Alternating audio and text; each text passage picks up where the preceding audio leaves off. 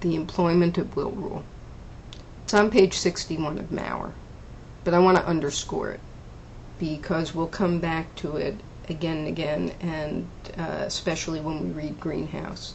And a lot of union folks don't understand the power of this, or I've even had union folks tell me that they really didn't think it existed.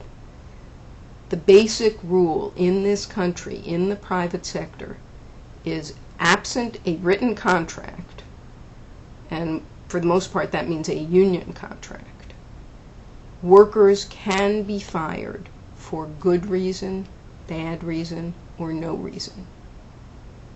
So that means that an employer who I've worked for 30 years, if I'm not in a union, or I don't have a very specific written contract with guarantees that workers in this country for the most part don't have, unless they're high-level managers, my employer can come in to me, a 30-year employee, and look at me one day and say, "You're out of here." And he or she doesn't have to give a reason, they don't have to justify it, and they're not vulnerable to lawsuits. Now, they could be vulnerable to lawsuits if they made the mistake of firing me in a way in which I could prove it was because of my gender or race or ethnicity or age, and that works both ways, whether I'm white or black,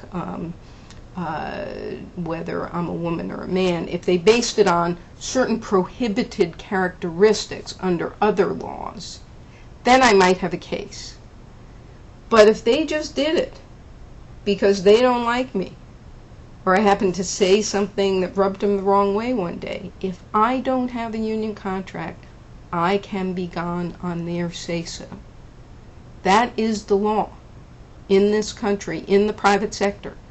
Public sector has civil service protections, and there are certain state protections. There are a few developed exceptions to the employment at will rule, but they vary state by state. Some states will say if the employer violates rules in the employee handbook, then you have a case. Others say employee handbook isn't a contract.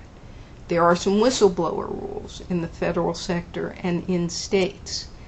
There are certain areas that states have decided create implied contracts or violations of public policy. But I want to emphasize those are very limited exceptions, and they're state by state. Employment at will is the law in this country.